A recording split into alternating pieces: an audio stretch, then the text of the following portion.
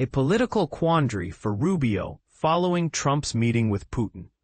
Imagine attending a high-stakes diplomatic meeting and walking away without achieving the main goal. It's a scenario that can lead to intense scrutiny and embarrassment. Recently, this situation played out when President Donald Trump met with Russian leader Vladimir Putin in Alaska, resulting in a lack of a ceasefire agreement in the ongoing conflict between Ukraine and Russia. Secretary of State Marco Rubio found himself in the challenging position of attempting to defend the administration's ineffectiveness during this crucial meeting. During a series of interviews on various Sunday morning news programs, Rubio, once a staunch critic of Putin, faced tough questions about the situation. Despite Trump's weekend announcement on Truth Social touting big progress on Russia, the reality was starkly different. Before the meeting, Trump expressed a strong desire for a ceasefire, declaring, "I want to see a ceasefire rapidly. I don't know if it's going to be today, but I'm not going to be happy if it's not today." However, upon the conclusion of the meeting, Trump exited without securing that ceasefire, prompting ABC's Martha Raddatz to challenge Rubio directly. The fighting hasn't stopped, the killing hasn't stopped, and there is no ceasefire. What changed President Trump's mind?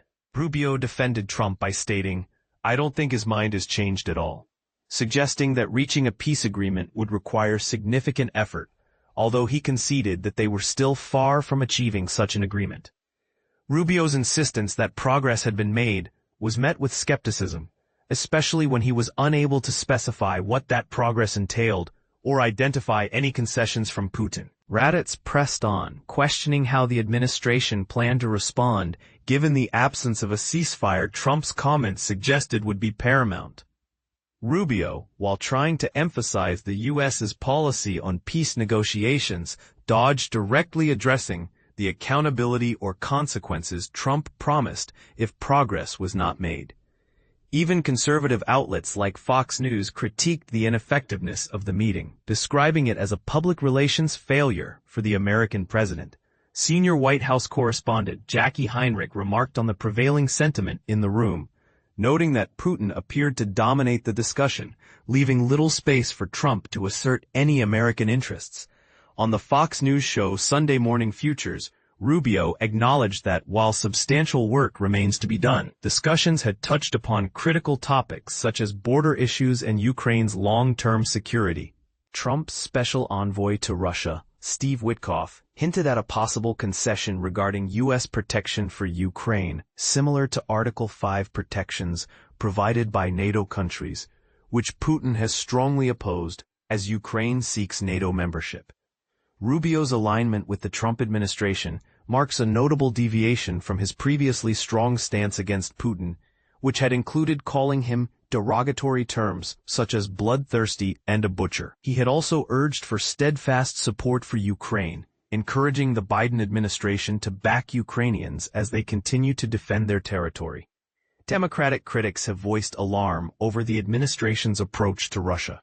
Senator Chris Murphy did not mince words, labeling the meeting as a disaster and claiming it reflected poorly on the United States. Murphy expressed strong disapproval over Trump's failure to secure a ceasefire or impose any repercussions on Putin following their meeting. He underscored that Trump, having walked away empty-handed, did not even consider sanctions, resulting in substantial gains for Putin without any compromises.